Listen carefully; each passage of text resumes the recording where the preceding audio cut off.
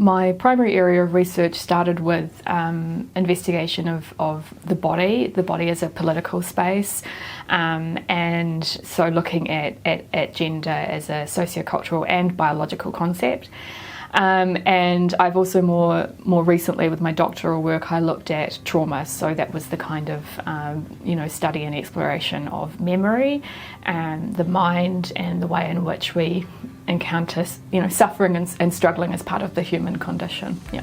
And both of those things I look at through the medium of film, so usually through analysing narratives and film characters that are experiencing those things.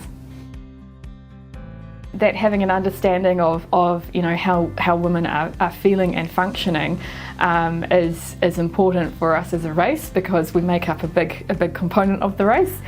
And I think that if we can understand a variety of lived experiences, we have a better shot of understanding the human condition more broadly, and perhaps living a little bit more peacefully within ourselves and amongst each other. So it's super important that we understand what's happening within us, so that we can have a kind of better future.